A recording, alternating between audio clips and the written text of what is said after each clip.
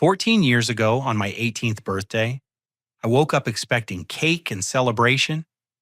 Instead, my parents Harold and Susan handed me a duffel bag and said the words that shattered my world. "You're an adult now, Delmar. Figure it out." They pushed me toward the front door while my younger brother Trevor watched from the upstairs window, his face pressed against the glass. I stood on that porch in complete shock, holding everything I owned in one bag as the people who were supposed to love me unconditionally slammed the door in my face and changed my life forever. The morning started like any other birthday in the Williams household, which meant it was already disappointing before it began.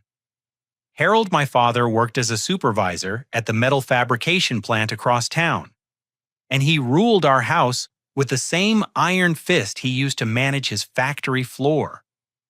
Susan, my mother, sold real estate and had perfected the art of cold professionalism that served her well in business, but made her emotionally unavailable as a parent.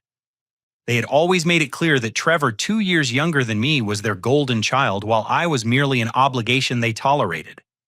I came downstairs that Tuesday morning expecting at least some acknowledgement of my birthday, maybe even the chocolate cake Susan used to make for Trevor's special days. Instead, I found my parents sitting at the kitchen table with serious expressions and a packed duffel bag sitting by the back door. The sight of that bag made my stomach drop, but I couldn't have imagined what was coming next. "Sit down, Delmar," Harold said, without looking up from his coffee. His voice carried that familiar tone of barely contained irritation that I had grown accustomed to over the years. Susan kept her eyes focused on some real estate listings spread across the table as if this was just another business transaction. "Happy birthday to me, I guess," I said, trying to inject some humor into the tense atmosphere. Neither of them smiled. "You're 18 now," Susan said finally, looking up with those cold blue eyes that had never shown me warmth. "That makes you a legal adult. We've done our job raising you, and now it's time for you to take responsibility for your own life." I stared at them, waiting for the punchline or the reveal that this was some kind of twisted birthday surprise. It never came. Harold stood up and gestured toward the duffel bag. "We packed some clothes and essentials. You've got until noon to clear out your room of anything else you want to keep, but remember, you'll need to carry it yourself." The words hit me like physical blows. "You're kicking me out today on my birthday." "We're helping you become independent," Susan corrected with the same tone she used when explaining property values to difficult clients. "You graduated high school last month, and you're legally an adult. It's time you learned to stand on your own 2 feet. I looked around the kitchen where I'd eaten breakfast for 18 years, at the family photos on the refrigerator that included me, but somehow never seemed to feature me prominently, at the calendar on the wall where Susan had marked Trevor's baseball games and school events but never bothered to note anything important to me. "What about college?" I asked, my voice cracking despite my efforts to stay composed. "We talked about community college, and I was going to work part-time to help pay for it." Harold laughed, but there was no humor in it. "Son, we've been supporting you for 18 years. We've got Trevor's future to think about now, and frankly, we've done enough. You're smart enough and capable enough to figure things out on your own." As if summoned by the mention of his name, Trevor appeared in the kitchen doorway. At 16, he had already surpassed me in height and shared Harold's broad shoulders and Susan's sharp features.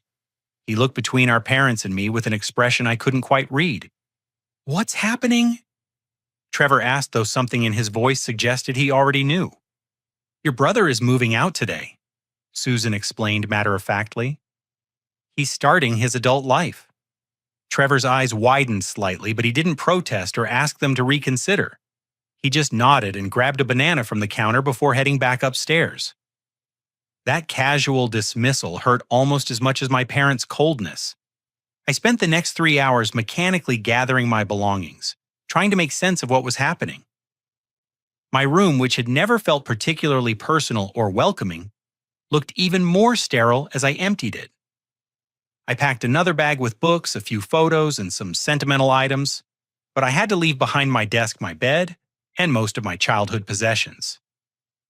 When noon arrived, Harold and Susan stood by the front door like security guards, waiting to escort me out of a building. I slung both bags over my shoulders and walked toward them, still hoping they would change their minds or reveal that this was all some elaborate test of my character. "Where am I supposed to go?" I asked one final time. "That's for you to figure out," Harold replied. "You're an adult now, Delmar. Adults solve their own problems." I stepped onto the front porch and heard the door close behind me with a finality that echoed in my chest. As I walked down the driveway, I glanced back at the house and saw Trevor watching from his bedroom window. Our eyes met for a moment, and I thought I saw something that might have been sadness or guilt, but he quickly stepped away from the glass. Standing on the sidewalk with everything I owned in 2 bags, I felt smaller and more alone than I ever had in my life. The neighborhood around me looked exactly the same as it had that morning, but everything felt different. I was no longer a resident of Maple Street. I was just a homeless teenager with nowhere to go. The first twist in this nightmare came 2 days later, when I was sitting in the public library using their computers to search for jobs and apartments I couldn't afford. Mrs. Patterson, our elderly neighbor who had lived next door for as long as I could remember, approached me with a concerned expression. "Delmar, honey, I was so sorry to hear about your troubles," she said, settling into the chair beside me. "I saw what happened Tuesday and I've been worried sick about you." I appreciated her concern, but I was too embarrassed to discuss the details of my situation. "I'm doing okay, Mrs. Patterson. Just trying to figure out my next steps."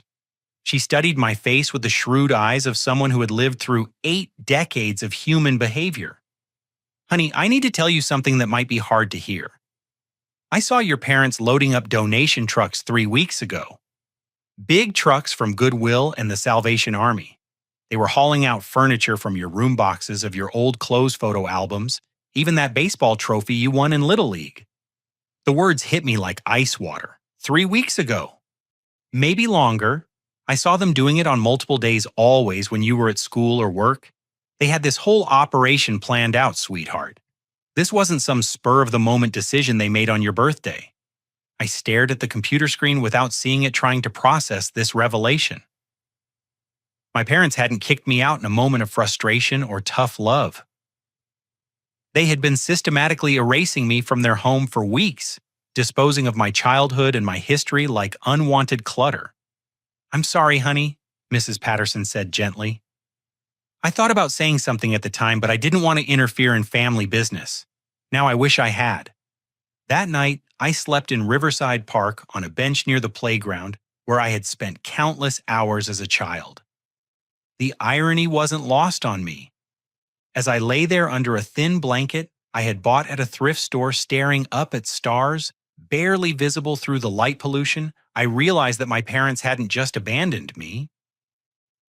They had been planning my elimination from their lives with the same careful attention to detail that Susan brought to her real estate contracts. The calculated nature of their betrayal hurt worse than the abandonment itself. This wasn't a moment of anger or disappointment in my choices. This was a deliberate, methodical disposal of an unwanted child who had finally reached the age where they could legally get rid of me. I was completely and utterly alone, and for the first time in my life, I understood that I always had been. The first month after my parents threw me out taught me lessons about survival that no high school class could have prepared me for. I spent my days walking between businesses, filling out job applications, and trying to project confidence despite sleeping in parks and washing up in gas station bathrooms. My savings from my part-time job at the grocery store amounted to $347, which seemed like a fortune until I started pricing apartments and realized it wouldn't even cover a security deposit anywhere.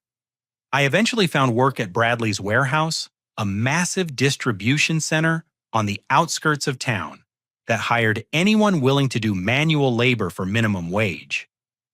The job involved loading and unloading delivery trucks, organizing inventory, and doing whatever tasks the supervisors assigned throughout 10-hour shifts. My body ached constantly during those first weeks as I adjusted to the physical demands, but I was grateful to have steady income and a place to go each day. With my first paycheck, I managed to rent a room at the Crossroads Extended Stay a rundown motel that charged by the week and didn't ask too many questions about employment history or references. The room smelled like stale cigarettes and cleaning chemicals, and the thin walls meant I could hear every conversation, argument, and television program from the neighboring units.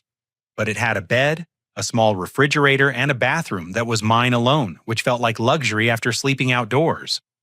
I was starting to find my rhythm and even saving a small amount each week when the real cruelty of my situation revealed itself. After 6 weeks of steady work, I decided to apply for a better position at Henderson's Auto Parts, a family-owned business that paid $2 more per hour and offered the possibility of learning a skilled trade. The interview went well, and the owner, Frank Morrison, seemed impressed with my work ethic and willingness to learn. 3 days later, Frank called me at the warehouse during my lunch break. His tone was apologetic but firm. "Delmar, I'm sorry, but I can't offer you the position we discussed," he said. "I did some checking around town as I do with all potential hires, and I heard some concerning things about your background." My heart sank. "What kind of things, Mr. Morrison?"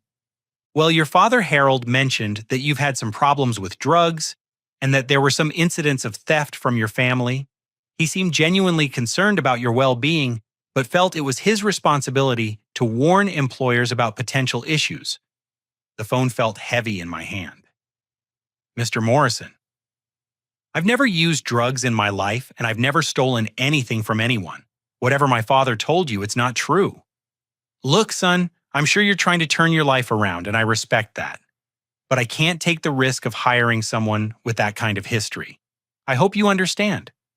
I understood perfectly. Harold and Susan weren't content with just throwing me out of their home.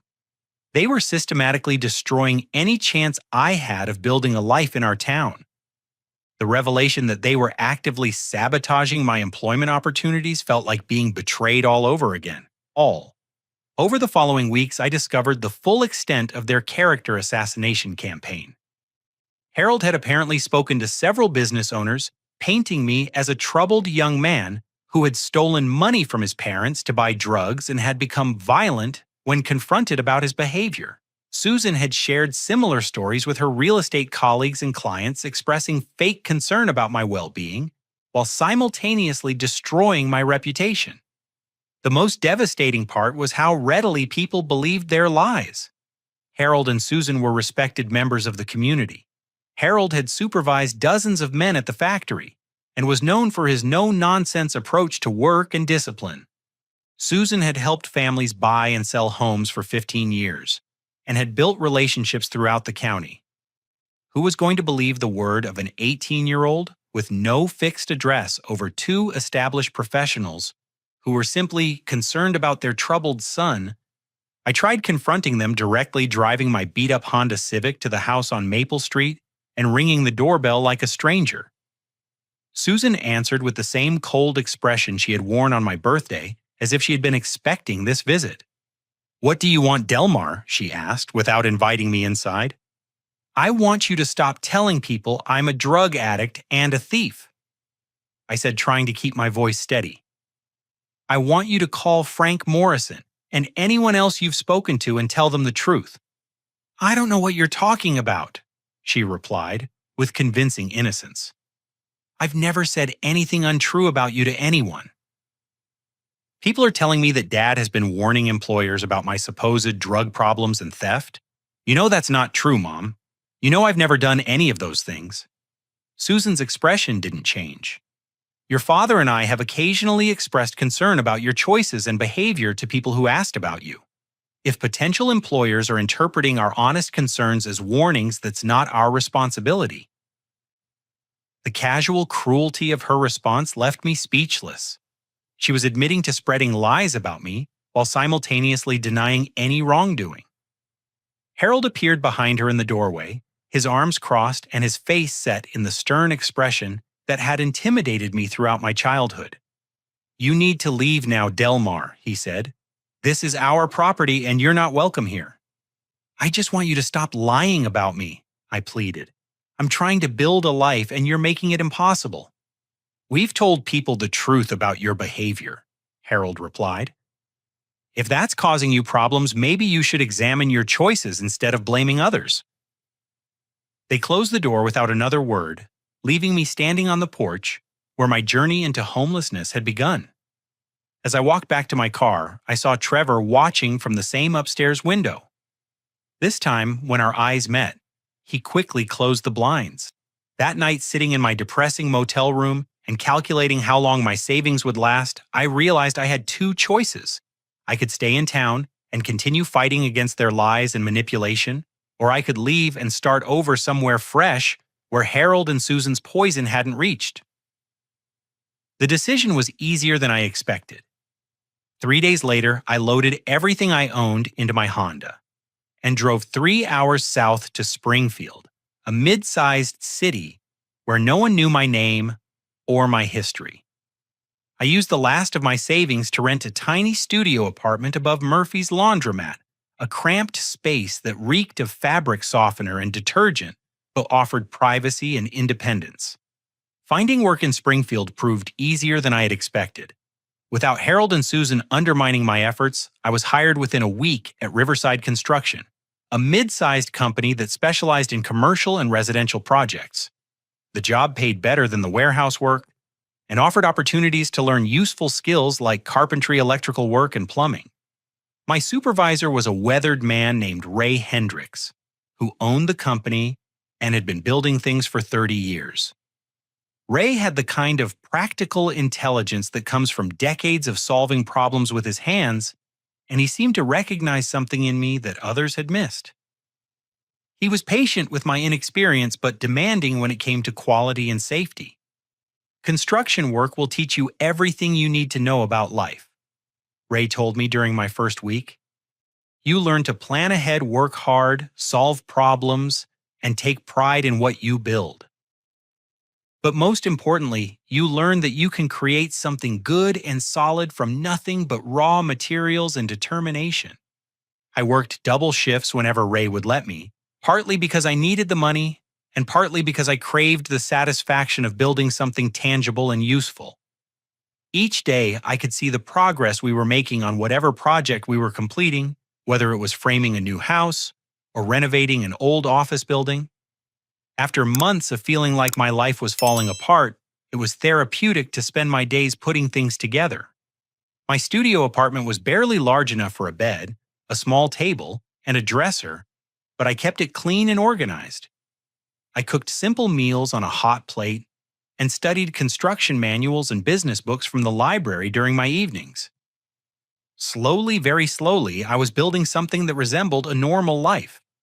The damage my parents had done to my credit by taking out loans in my name without my knowledge became apparent when I tried to get a better apartment or a car loan.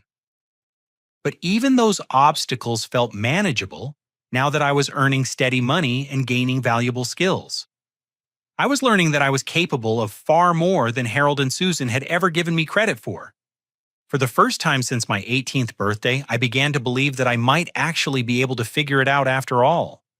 Ray Hendricks became the father I had never really had, though it took me months to recognize what was happening between us. He was in his mid-50s with calloused hands and sun-weathered skin that told the story of decades spent working outdoors. Ray had built Riverside Construction from nothing, starting as a solo handyman and gradually expanding into one of Springfield's most respected contracting companies. What set Ray apart from other bosses I had encountered was his genuine interest in teaching rather than simply giving orders. He would explain why we used certain techniques, show me how to read blueprints and calculate materials, and patiently correct my mistakes without making me feel stupid or incompetent. Most people think construction is just about muscle and sweat, Ray said one afternoon as we were installing kitchen cabinets in a house renovation. But the best builders are thinkers. You've got to see 3 steps ahead, anticipate problems, and understand how every piece fits into the bigger picture. I absorbed everything he taught me like a sponge. During lunch breaks, Ray would quiz me about different aspects of the trade, challenging me to explain how electrical systems worked or how to calculate the load-bearing requirements for a deck. He lent me books about business management, project planning, and customer service. and we would discuss what I had read during our drives to job sites. 6 months into my employment at Riverside, Ray began giving me more responsibility. He would send me to meet with clients, supervise small crews on minor projects, and handle the ordering of materials and equipment. I discovered that I had a natural talent for seeing potential in damaged or outdated properties and calculating what it would cost to transform them into something beautiful and functional. The revelation of Ray's true intentions came on a Friday evening in late autumn. We had just finished a major renovation project, turning a run-down Victorian house into a stunning family home, and Ray suggested we grab dinner to celebrate. Over burgers and beer at Mickey's Tavern, Ray began sharing stories about his own background that he had never mentioned before. "I grew up in a house where I was never good enough," Ray said, staring into his beer. "My old man was a mean drunk who saw me as competition rather than a son. My mother was too scared of him to stand up for me or my sister. The day I turned 17, I lied about my age and joined the army just to get away from them." I listened in fascination as Ray described years of moving from place to place, learning construction skills while stationed at various military bases, and eventually settling in Springfield after his discharge. He had started his business with nothing but a pickup truck and a toolbox, sleeping in the truck during his first months while he built up enough clientele to afford rent. "The reason I'm telling you this," Ray said, looking directly at me, "is because I recognize something in you that I saw in myself at your age. You've got intelligence, work ethic, and integrity, but you also carry yourself like someone who's been told he doesn't matter. I've been watching you for months, Delmar, and I know you're capable of far more than you realize." The conversation took an unexpected turn when Ray revealed that he had been deliberately testing me throughout my employment. He had given me increasingly complex projects and responsibilities to see how I would handle pressure, authority, and independence. He had sent me to deal with difficult customers, to assess my communication skills and professionalism. He had even asked other contractors and suppliers about their interactions with me to gauge my reputation in the industry. "Every test you've passed with flying colors," Ray continued. "You show up early, work hard, treat people with respect, and you're constantly trying to learn and improve. More importantly, you've got the kind of character that can't be taught. You're honest, reliable, and you care about doing quality work." What came next changed the trajectory of my life completely. Ray explained that he was considering expanding Riverside construction into residential renovation and property flipping, but he needed a partner who could handle the business side while he focused on the construction aspects. He offered me a partnership deal that included covering my tuition for night classes in business management and real estate, along with a substantial increase in salary and a percentage of profits from future projects. "I need someone I can trust completely," Ray said. "Someone who understands that our reputation is built on every job we complete and every customer we serve. I think you could be that person, but I want you to think about it carefully before you give me an answer." I was so overwhelmed by his offer that I could barely speak.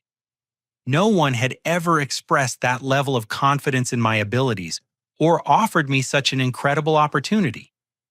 After months of being told by my parents that I was worthless and would never amount to anything, Ray's belief in my potential felt almost impossible to accept. Over the following weeks, I threw myself into learning everything I could about business operations, real estate markets, and project management. Ray enrolled me in night classes at Springfield Community College, where I studied accounting, marketing, and business law. During the day, he continued teaching me advanced construction techniques and involving me in the planning and budgeting for major projects.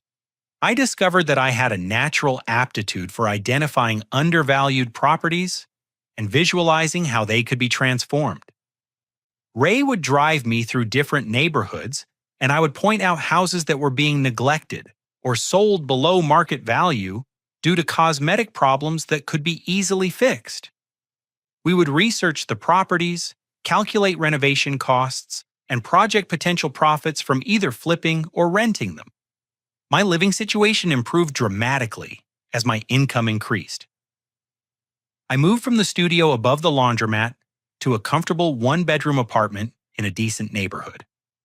I bought a reliable used truck that I needed for work and started building a savings account for the first time in my life. Most importantly, I began developing the kind of confidence that comes from being valued and respected by someone whose opinion matters. Ray's mentorship extended beyond professional development. He included me in family dinners with his wife, Carol, and their adult children, giving me a glimpse of what a healthy family relationship looked like. He remembered my birthday and celebrated my achievements in college courses. He offered advice about personal finances, relationships, and life decisions without being preachy or condescending. For the first time since my 18th birthday, I began to understand that my parents' rejection of me said nothing about my worth as a person and everything about their character. Ray saw qualities in me that Harold and Susan had either missed or chosen to ignore. Under his guidance and encouragement, I started to believe that I might actually be capable of building something meaningful with my life. The partnership with Ray became official 6 months later when we completed our first property flip together. We had bought a foreclosed house for $38,000, invested another $22,000 in renovations, and sold it for $79,000. Our profit of $19,000 was more money than I had ever seen at one time, and Ray insisted on splitting it equally despite my minimal financial contribution to the initial purchase. "This is just the beginning," Ray said as we celebrated our success. "With your eye for potential and my construction experience, we're going to build something special together." He was absolutely right. 5 years after Ray offered me that life-changing partnership, Riverside Construction had become one of the most successful renovation and investment companies in central Missouri. We had completed over 60 property flips, accumulated a portfolio of rental properties that generated steady monthly income, and built a reputation for quality work that kept us booked months in advance. My transformation during those years was remarkable even to me. I had earned my associate degree in business management, while working full-time developed expertise in construction techniques and project management, and learned to navigate the complexities of real estate investment. More importantly, I had gained the confidence that comes from proving to yourself that you can overcome devastating setbacks and build something meaningful from nothing. Ray and I had developed a system that maximized our respective strengths. I handled the business operations, including finding undervalued properties, negotiating purchases, managing finances, and dealing with real estate agents and lenders. Ray supervised the construction crews, ensured quality control, and managed the technical aspects of our renovation projects. Together, we could take a rundown house and transform it into a beautiful, functional home that families would love while generating substantial profits for our business. My personal life had also stabilized in ways I never could have imagined during those dark early months in Springfield. I lived in a beautifully renovated craftsman-style house that Ray and I had purchased as an investment property, but which I had fallen in love with and bought from the company at market value.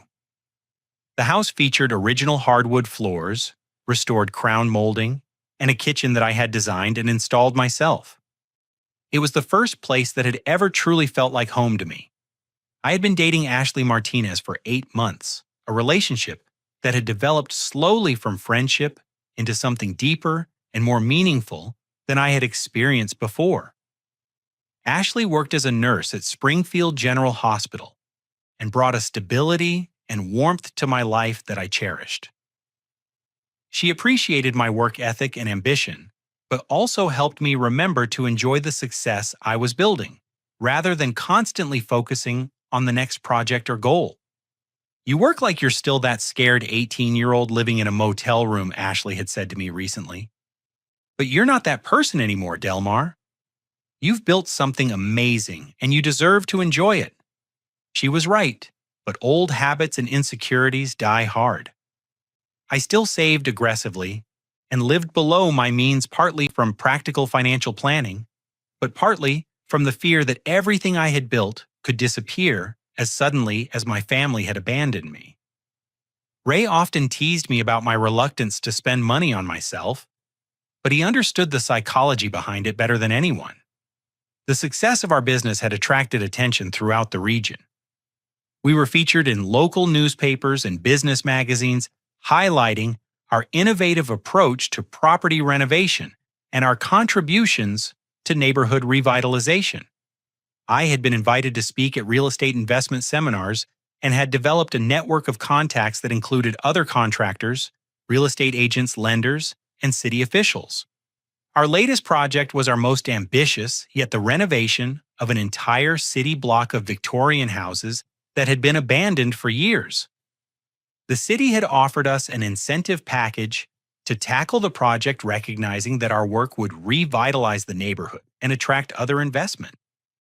The scale of the undertaking required us to hire additional crews and coordinate with multiple subcontractors, but the potential profits were substantial.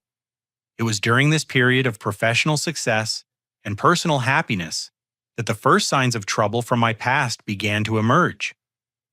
The revelation came through an unexpected source. Ashley's cousin, Maria, who had moved to Springfield from my hometown of Cedar Falls for a teaching job. I had the strangest encounter last weekend. Ashley told me over dinner at our favorite restaurant.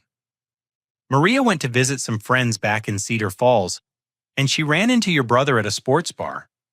She mentioned that she knew you, and he started asking all these detailed questions about your business and how well you were doing. The mention of Trevor made me pause. I hadn't spoken to anyone from my family since that horrible confrontation on their front porch 7 years earlier. As far as I was concerned, Harold, Susan, and Trevor were strangers who happened to share my last name. What kind of questions? I asked, though something in my gut already suspected the answer would be troubling. Specific questions about your house, your business, how much money you were making. Maria said it felt weird, like he was gathering intelligence rather than just making conversation. She got the impression he already knew quite a bit about your success. A chill ran down my spine as I processed this information. Trevor had never shown any interest in maintaining a relationship with me after my parents threw me out. His sudden curiosity about my financial situation and business success suggested something more calculated than casual brotherly interest. Over the following weeks, I began paying attention to my social media presence and online footprint in ways I never had before. I discovered that our company website included detailed information about our projects, including before and after photos of properties we had renovated. Local newspaper articles about our business included quotes from me and information about our expansion plans. My LinkedIn profile, which I had created for professional networking, contained information about my education, work history, and business accomplishments. The disturbing realization hit me that anyone who wanted to research my success could find substantial information about my financial situation and business operations with minimal effort. If Trevor was indeed gathering information about me, he would have found plenty of material to work with. I decided to test my suspicions by asking Ray to make some discreet inquiries with contractors and suppliers who worked throughout the region. What he discovered confirmed my worst fears. Multiple people reported being approached by someone claiming to be my brother, who asked detailed questions about Riverside Construction's projects, profits, and future plans. The person had presented himself as someone who was proud of my success and was considering investing in our business. "It's definitely reconnaissance," Ray said after compiling the reports. "Someone is conducting a systematic investigation into your business and personal finances. The question is why?" I knew why, even though I didn't want to admit it to myself. Harold and Susan had spent 7 years ignoring my existence. But now that I had achieved measurable success, they were suddenly interested in my life again. Their interest wasn't motivated by pride or affection. It was motivated by greed and entitlement. The thought that my parents might be planning to re-enter my life after years of abandonment and character assassination made me physically sick. I had worked incredibly hard to build something meaningful from the wreckage they had left behind, and the idea that they might try to claim some portion of my success was both infuriating and terrifying. "What are you going to do if they show up?" Ashley asked when I shared my suspicions with her. "I don't know," I admitted. Part of me hopes they'll stay away, but another part of me wants the chance to tell them exactly what I think of them and everything they put me through. What I couldn't have anticipated was how much worse their eventual return would be than anything I had imagined during those sleepless nights when I worried about their motives. The reconnaissance mission Trevor had been conducting was just the beginning of a plan that would test every ounce of strength and resolve I had developed over the previous 7 years. But I was no longer the frightened teenager they had thrown out with nothing but a duffel bag. I had allies, now resources, and most importantly, the kind of confidence that comes from proving to yourself that you can overcome anything life throws at you. When Harold and Susan finally made their move, I would be ready for them. The confrontation I had been dreading arrived on a crisp Saturday morning in October. I was in my workshop behind the house restoring an antique oak table that Ashley and I had found at a flea market when I heard car doors slamming in my driveway. Through the workshop window, I saw Harold's silver Ford pickup truck and Susan's white BMW sedan vehicles I recognized despite the years that had passed. My hands trembled slightly as I set down my sandpaper and walked toward the front of the house. 7 years had passed since I had seen my parents, and I wasn't prepared for the emotional impact of their physical presence in my space. They looked older, of course, but they carried themselves with the same arrogance and self-righteousness that had characterized their treatment of me throughout my childhood.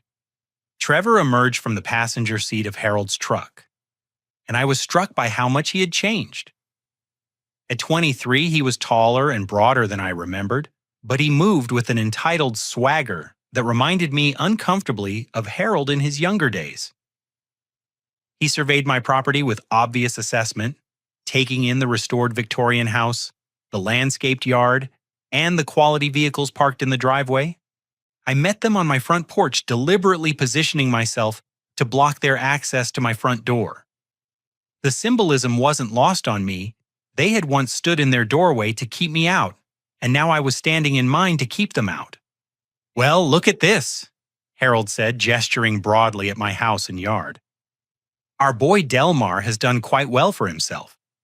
The casual possessiveness in his voice made my jaw clench. "What do you want?"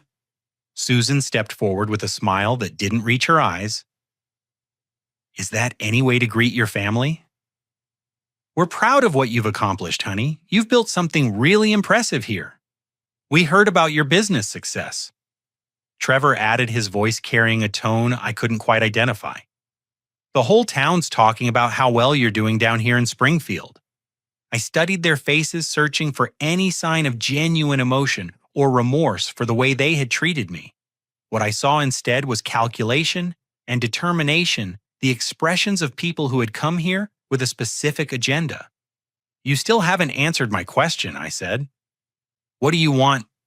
Harold cleared his throat and assumed the authoritative tone he had used throughout my childhood when delivering pronouncements that weren't open to discussion. "We want to talk to you about family responsibilities and making sure everyone is taken care of properly." "Family responsibilities," I repeated slowly. That's interesting coming from people who threw me out with one bag and told the whole town I was a drug addict and a thief. "Now, Delmar," Susan said in her practiced real estate agent voice, "we know there were some misunderstandings in the past, but we're here to move forward as a family. We've always believed that family comes first, and we think it's time to make sure everyone benefits from the success that's been achieved." The euphemisms and careful language they were using told me everything I needed to know about their intentions. This wasn't about reconciliation or family bonding. This was about money and what they believed they were entitled to claim from the life I had built without them. "Let me be very clear," I said, my voice steady despite the anger building in my chest. "You are not my family. You stopped being my family the day you threw me out and tried to destroy my reputation. You have no claim to anything I've built, and you're not welcome on my property. Trevor stepped forward with a smirk that revealed his true character. Actually, big brother, we think we do have a claim. You see, Mom and Dad have been thinking about the future, and they believe this house would be perfect for me to start my own family. You're doing well enough that you could afford to buy something else, and it would mean a lot to the family if you made that gesture. The audacity of their demand left me temporarily speechless. They weren't asking for money or a loan. They were demanding that I give Trevor my house, the home I had purchased and renovated with money I had earned through years of hard work. "You're out of your minds," I said when I found my voice. "This is my house, which I bought with my own money, and I'm not giving it to anyone." Harold's expression hardened into the intimidating scowl that had frightened me as a child, but now just looked pathetic and manipulative. "Son, you need to think carefully about what family means. Trevor stayed loyal to us while you ran off and abandoned your responsibilities. He deserves some security and stability, and you're in a position to provide that." "What responsibilities did I abandon?" I demanded. "You kicked me out. You told me I was on my own, and that I needed to figure out my own life. We helped you become independent and self-sufficient," Susan replied with breathtaking hypocrisy. "And now that you've achieved success, we think it's appropriate for you to help your brother achieve the same kind of stability." The conversation was becoming increasingly surreal. They were rewriting history in real time, transforming their abandonment and abuse into some kind of gift they had given me. Their entitlement was so complete and so shameless that I wondered if they actually believed their own lies. But Trevor's next words revealed the true scope of their planning and the depth of their entitlement. "The truth is, Delmar, Mom, and Dad already promised me this house months ago," Trevor said, with a satisfied smile. "We've been watching your success from a distance, and we decided that since I'm the son who stayed loyal and supportive, I should inherit the benefits of what the family has achieved." "What the family has achieved?" I repeated incredulously. "I built this life completely on my own, with no help from any of you." "Family is family," Harold said with finality, "and family takes care of family. You can afford to buy another house, but Trevor is just getting started in life and needs the security that this property would provide." The final piece of their plan became clear when Susan pulled out a folder of documents from her purse. "We've actually had our attorney draw up some paperwork that would make the transfer simple and tax efficient. All you need to do is sign these documents, and Trevor can take over the mortgage and ownership." I stared at the folder in disbelief. They hadn't just decided to demand my house on a whim. They had consulted lawyers, prepared legal documents, and planned this entire operation in advance. Their sense of entitlement to the fruits of my labor was so complete that they had actually expected me to cooperate with their demands. "Get off my property," I said quietly. "Delmar, be reasonable," Susan began, but I cut her off. "Get off my property right now or I'm calling the police." Harold stepped closer to me, using his size to try to intimidate me the way he had when I was a child. "You're making a big mistake, son. We're giving you the chance to do the right thing for your family, and you're being selfish and ungrateful." I said, "Get off my property." Trevor's smirk widened as he delivered what he clearly thought was his knockout punch. "You might want to reconsider, big brother. See, Mom and Dad are in some financial trouble right now, and they owe some people who aren't very patient about getting paid back. If you don't help out the family voluntarily, we might have to explore other options for getting what we need." The threat was clear, even though it was couched in vague language. They were in debt to dangerous people, and they viewed my success as their solution. If I didn't voluntarily give them what they wanted, they were prepared to use more aggressive methods to take it. As I watched them walk back to their vehicles, Trevor turned around one final time. "We'll be in touch, Delmar. Family has a way of working things out one way or another." After they drove away, I sat on my front porch for a long time trying to process what had just happened. The people who had abandoned me, lied about me, and tried to destroy my future had returned to claim ownership of everything I had built. Their sense of entitlement was so complete that they had actually expected me to hand over my house to the brother who had watched silently while they threw me out. But what disturbed me most was Trevor's final threat and the implication that they owed money to people who might be willing to use violence to collect debts. I realized that this confrontation was just the beginning, and that my parents' desperation might make them capable of actions I had never imagined. I had spent 7 years building a life based on hard work, integrity, and the support of people who actually cared about me. Now, I was going to have to fight to protect that life from the very people who should have been celebrating my success instead of trying to steal it. The war for my independence was about to begin. And this time, I wasn't going to be the helpless teenager they had discarded. I was going to fight back with everything I had learned and everyone who had supported me along the way. The week following my parents' visit was filled with sleepless nights and careful planning.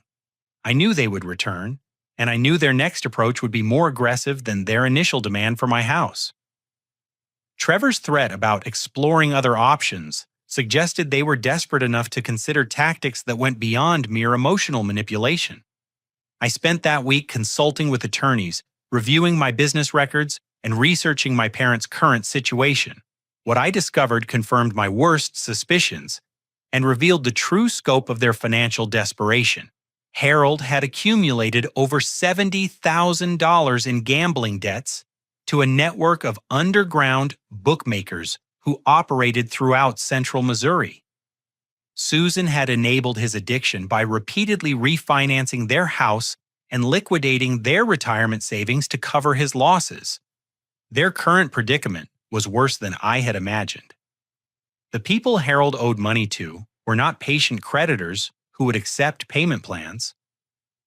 They were individuals who used intimidation, harassment, and violence to collect debts from people who couldn't pay through conventional means. Harold and Susan were facing the loss of their home, their savings, and potentially their physical safety if they couldn't find a way to satisfy their obligations. More disturbing was the discovery that they had already attempted to use my success as collateral for additional loans. Susan had told several lenders that I was a wealthy contractor who would guarantee my parents' debts using newspaper articles about my business as evidence of my financial resources. When those lenders contacted me directly to verify the guarantees, I learned the full extent of my parents' deception and manipulation. But the most shocking revelation came from Ray, who had been conducting his own investigation into my family's activities. Through his network of contacts in the construction industry, Ray had learned that Harold had been telling people throughout Cedar Falls that I owed him money for my upbringing and education, and that he was planning to collect that debt by claiming ownership of my assets. "They're setting up a narrative," Ray explained as we sat in his office reviewing the information we had gathered.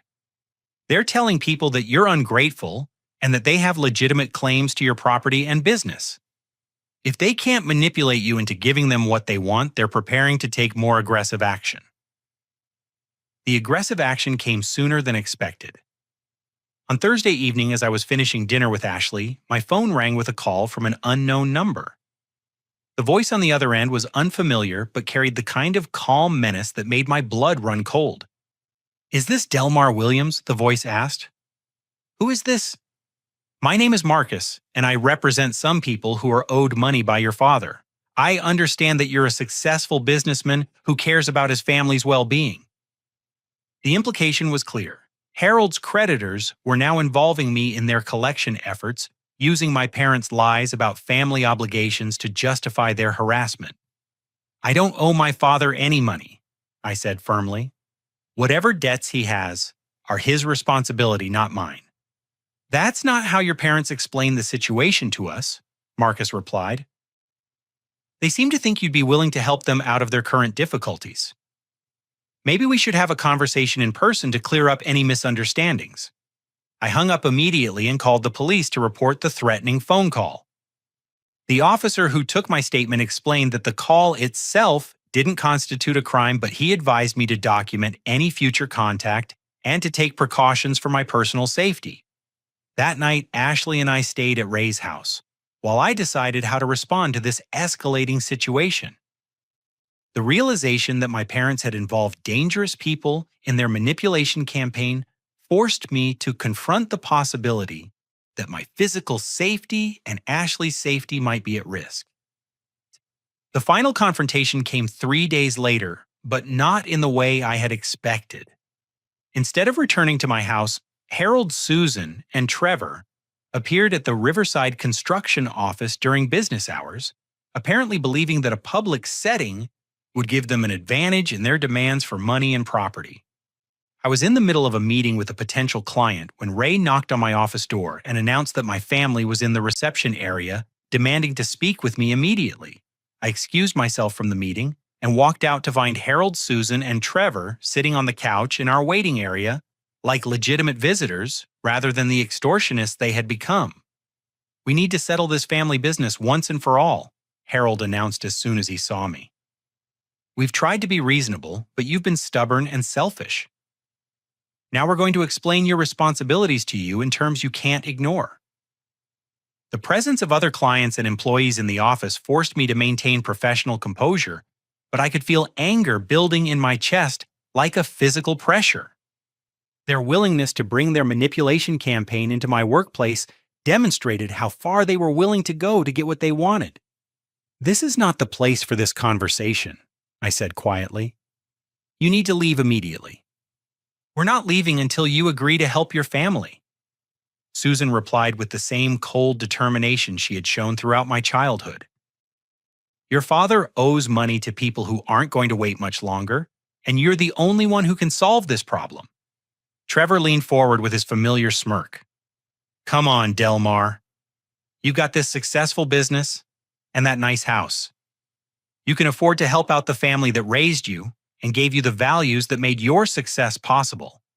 The hypocrisy of their claims about giving me values and support was so breathtaking that I almost laughed. But what happened next changed everything and gave me the opportunity I had been waiting for to end their manipulation permanently. Ray appeared in the reception area carrying a thick folder of documents, and his expression was grimmer than I had ever seen it. He looked directly at Harold and Susan before speaking in a voice that carried throughout the office. "Before this conversation goes any further," Ray announced, "I think everyone should know that Delmar and I have been expecting this visit for quite some time. We've been investigating your activities, your financial situation, and your plans for involving my business partner in your personal problems." Harold's confident expression faltered slightly. "What are you talking about?" Ray opened the folder and began reading from documents with the precision of a prosecutor presenting evidence. "I'm talking about the $73,000 you owe to illegal gambling operations. I'm talking about the fraudulent loan applications where you listed Delmar as a guarantor without his knowledge or consent. I'm talking about the threats you've made through intermediaries to extort money from my business partner." The color drained from Susan's face as Ray continued reading from his files. "I'm also talking about the character assassination campaign you conducted 7 years ago when you told employers throughout Cedar Falls that Delmar was a drug addict and a thief. We have sworn statements from witnesses who heard those lies directly from your mouths." But Ray wasn't finished. He looked directly at me before delivering the revelation that would change everything. "Most importantly," Ray continued, "I want everyone to understand that Delmar Williams is no longer your son in any legal sense. 3 years ago, I legally adopted him as an adult. He chose to become my son, and I chose to become his father. That makes me his next of kin, his business partner, and his legal heir." The silence in the office was deafening. Harold, Susan, and Trevor stared at Ray and me in complete shock, apparently unable to process what they had just heard. "The adoption was Delmar's idea," Ray continued, "and it was my honor to accept him as my son. Unlike some people, I recognize his character, his integrity, and his value as a human being. He has earned everything he has achieved, and no one has any claim to his success except the people who actually supported and believed in him. I pulled out my own folder of documents and placed it on the coffee table in front of my former family. These are copies of the adoption papers, along with documentation of every lie you told about me, every fraudulent loan application you submitted, and every threatening contact you've made. I've already given copies to the police, the FBI, and the attorneys who are handling the harassment and extortion charges we're filing against you.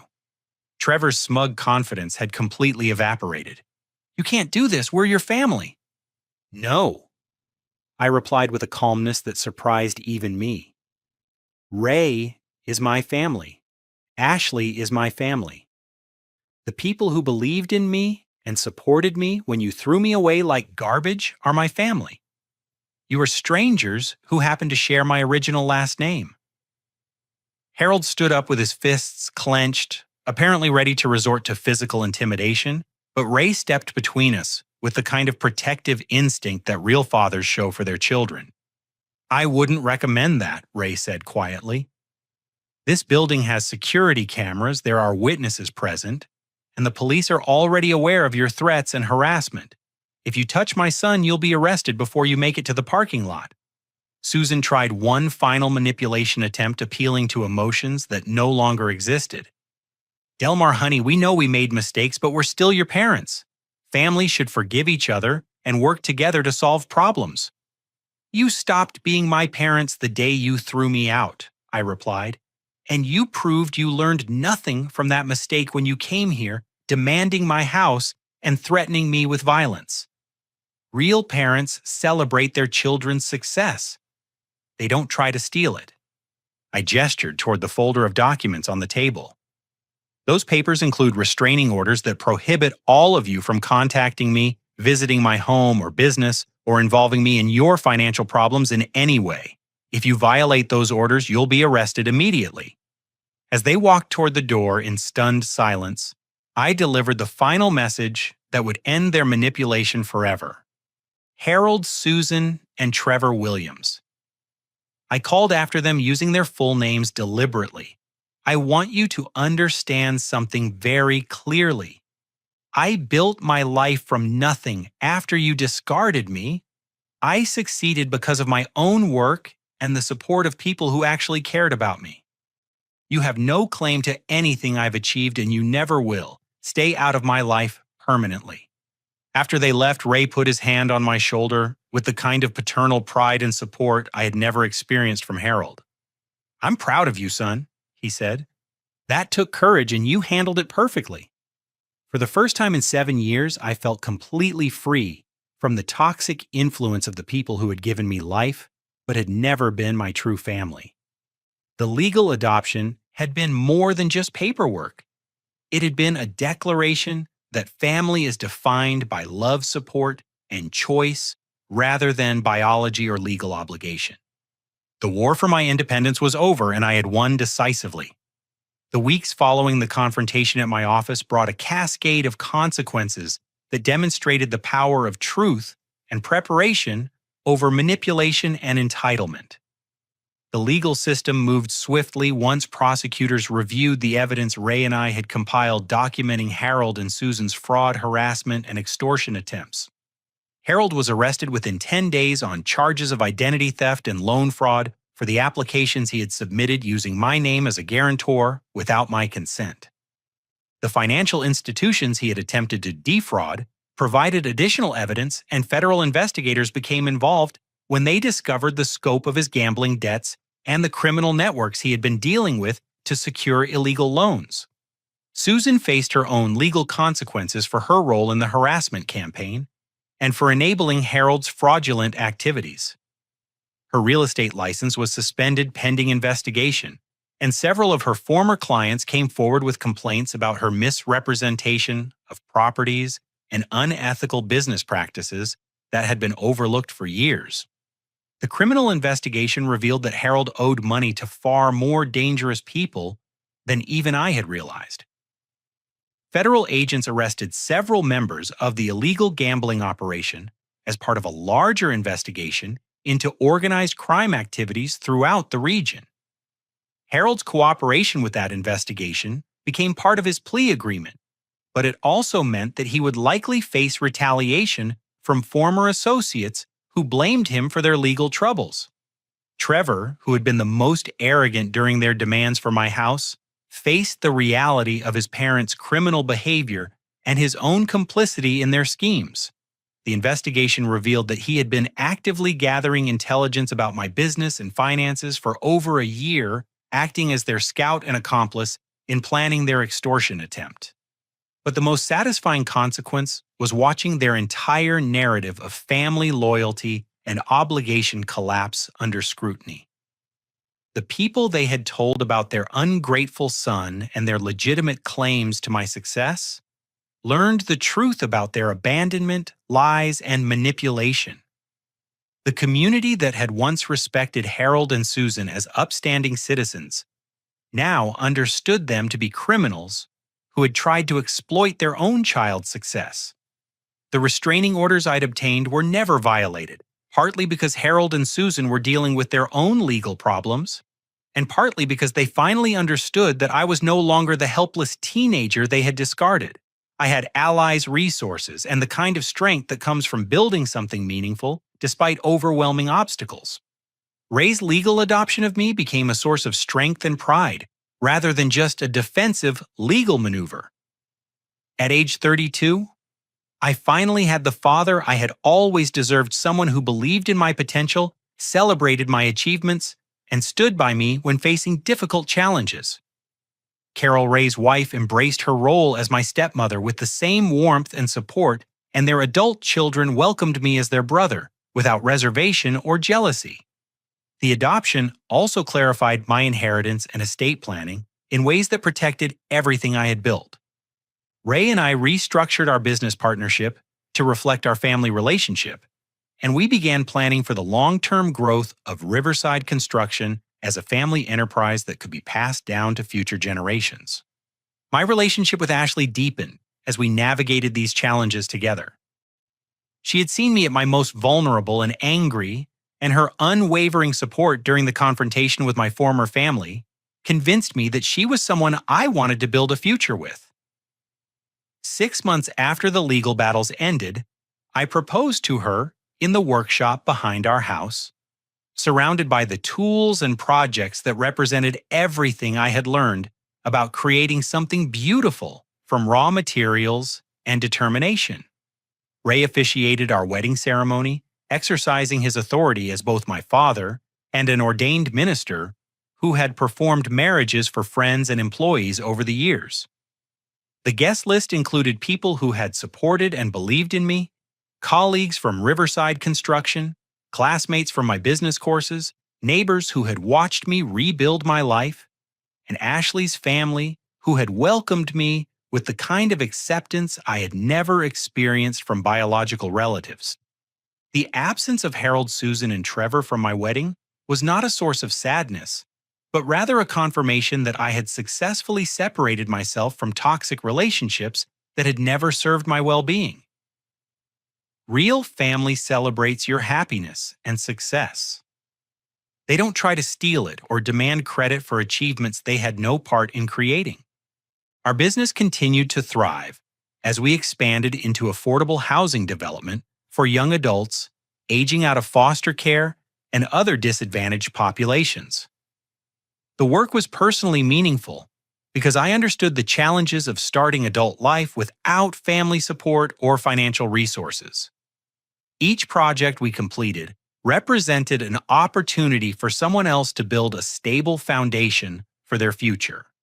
I established a scholarship fund at Springfield Community College for students pursuing construction and business management degrees, particularly those who were supporting themselves without family assistance. The program provided not just financial support, but also mentorship and internship opportunities through Riverside Construction. Seeing young people overcome obstacles similar to my own experiences reminded me how far I had traveled from that terrified teenager sleeping in parks and washing up in gas station bathrooms. The legal resolution of my parents' crimes brought a sense of closure that I hadn't expected.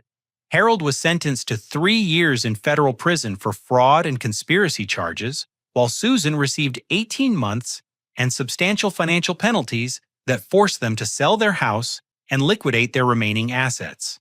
Trevor avoided criminal charges but faced civil liability for his role in the harassment campaign.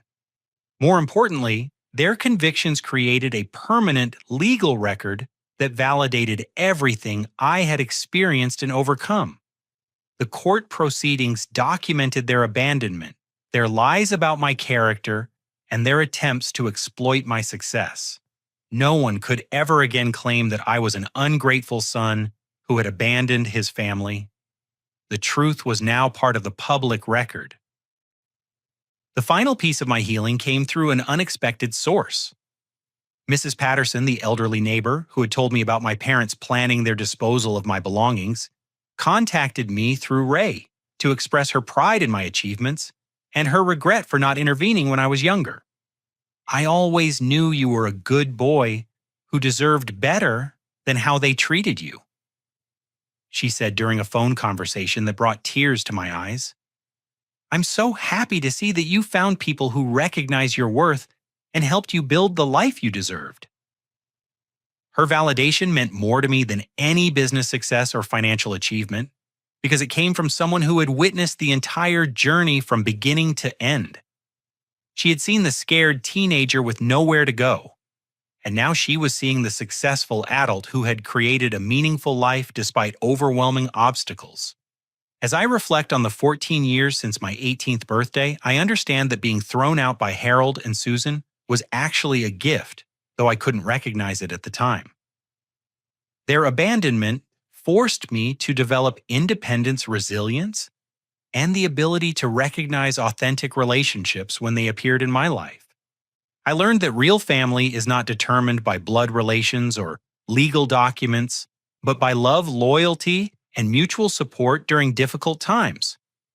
Ray became my father not because of adoption papers, but because he saw potential in me and invested his time, wisdom, and care in helping me develop that potential. Ashley became my life partner not because we shared a last name, but because she supported my dreams and stood by me when facing challenges. The most important lesson from my journey is that your past does not determine your future unless you allow it to. Harold and Susan tried to convince me that I was worthless and would never amount to anything, but their opinions were based on their own limitations rather than my actual capabilities. When I found people who believed in me and supported my growth, I was able to achieve things that none of us had imagined possible. Everyone deserves to be loved, supported, and believed in by the people closest to them. If your biological family cannot or will not provide that foundation, it is not a reflection of your worth as a person. Sometimes the greatest gift you can give yourself is the courage to walk away from toxic relationships and build new ones based on mutual respect and genuine care. Success is not just about financial achievement or professional recognition, though those things can be meaningful and satisfying. Real success is about building a life surrounded by people who celebrate your happiness, support your dreams, and stand by you during difficult times. It's about becoming the kind of person others can rely on and creating something positive in the world that extends beyond your own immediate needs. Today, I wake up every morning in a home filled with love and respect, surrounded by people who value me for who I am rather than what I can provide for them. I work alongside a father who taught me that integrity and hard work are their own rewards, building projects that improve communities and create opportunities for others to succeed. The scared 18-year-old who stood on that porch with one duffel bag could never have imagined the life I have built today. But every difficult step of that journey was necessary to become the man I am now, and I wouldn't change any of it because each challenge taught me something valuable about resilience, determination, and the importance of choosing your family wisely. The people who abandon you or try to exploit your success are telling you everything you need to know about their character. Listen to them, learn from that information, and then build your life around people who demonstrate through their actions that they genuinely care about your well-being. Family comes first, but real family is earned through love and loyalty, not demanded through manipulation and entitlement. Have you ever had to choose between toxic family relationships and your own well-being? How did you find the strength to build new connections based on genuine care and mutual respect? I'd love to hear your thoughts and experiences in the comments below. If this story resonated with you, please give it a like and subscribe for more real-life stories about overcoming challenges and building meaningful success. Share this with anyone who might need to hear that their worth isn't determined by how others choose to treat them. Thank you for listening to my journey, and I hope it reminds you that your future is always brighter than your past when you surround yourself with people who truly believe in your potential.